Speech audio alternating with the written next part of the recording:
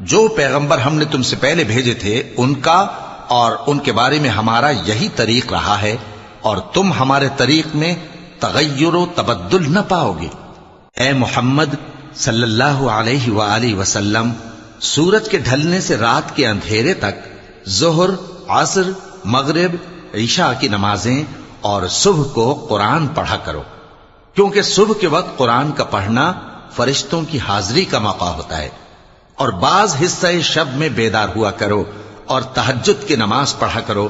یہ شب خیزی تمہارے لیے ایک اضافی عمل ہے۔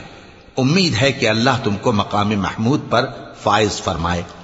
اور کہو کہ اے پروردگار، مجھے مدینے میں اچھی طرح داخل کیجو اور مکے سے اچھی طرح نکالیو، اور اپنے ہاں سے زور و قوت کو میرا مددگار بنائیو، اور کہہ دو کہ حق آ گیا اور باطل نابود ہو گیا، بے شک باطل نابود ہونے والا ہے۔ اور ہم قرآن میں وہ چیز نازل کرتے ہیں جو مومنوں کے لیے شفا اور رحمت ہے، اور ظالموں کے حق میں تو اس سے نقصان ہی بڑھتا ہے۔ اور جب ہم انسان کو نعمت بخشتے ہیں تو روح گرداں ہو جاتا ہے اور پہلو پھیر لیتا ہے، اور جب اسے سختی پہنچتی ہے تو نا امید ہو جاتا ہے۔ کہہ دو کہ ہر شخص اپنے طریق کے مطابق عمل کرتا ہے، سو تمہارا پروردگار اس شخص سے خوب واقف ہے جو سب سے زیادہ سیدھے رستے پر ہے۔